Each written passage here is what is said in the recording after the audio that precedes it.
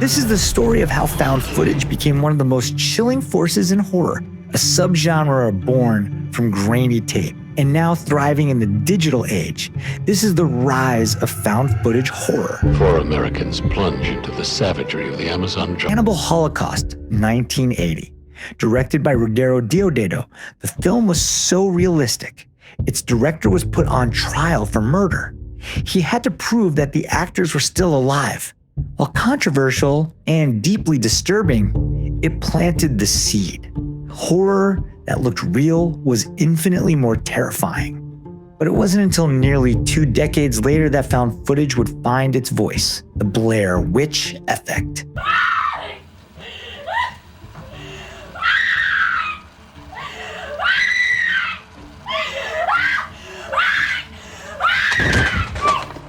In 1999, a low-budget indie film would change horror forever, The Blair Witch Project. Shot on handheld cameras with a tiny budget and an even smaller cast, it blurred the line between fiction and reality. Audiences thought it was real. Websites, missing posters, rumors, all part of a brilliant marketing plan. The result, $60,000 budget, over $248 million in box office. The found footage boom had begun. So what makes found footage so scary? 1. Intimacy, you're in the scene. Behind the camera, every shake, every scream, it feels personal. 2. Limitations create tension. No cinematic lighting, no soundtrack to guide your emotions. Just chaos, confusion, and dread. 3. Realism. The world isn't stylized. It's dirty, ugly, alive, which makes the horror feel uncomfortably possible. When you watch found footage, you're not watching a story, you're finding it. And that makes every second feel like a secret you shouldn't be seeing. In the 2000s, a new wave took over. Paranormal Activity, 2007, made for $15,000. It raked in nearly $200 million. It used home security cameras to capture supernatural events, and its quiet dread became legendary. Wow. We need your help. This is overpowering. It's getting worse. Yes, it certainly doesn't like that I'm here, and I cannot help you. What? In fact, I've got to get out of here. No, This no, thing is no, no, very no. aggravated, the fact that I'm here. Wait, everybody calm down. We need your help. Well, I've got to tell you, I am not the person to help you in this situation. This is not my area of expertise. I think I'm doing more harm being here than any good. Yes, I really have got to leave.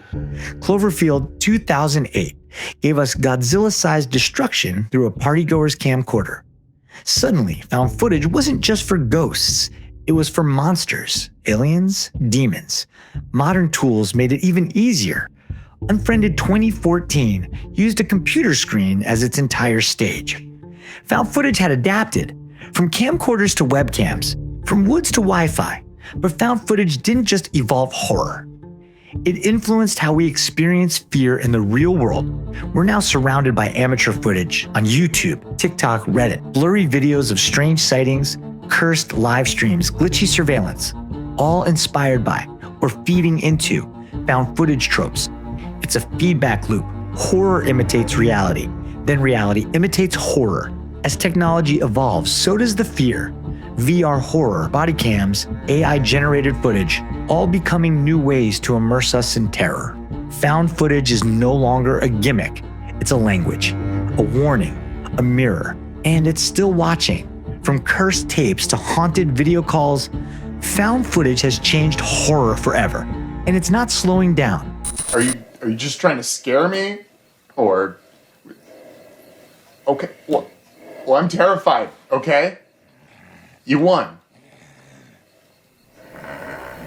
Now, will you just please step aside and let me go? Stop. Stop it. Stop it!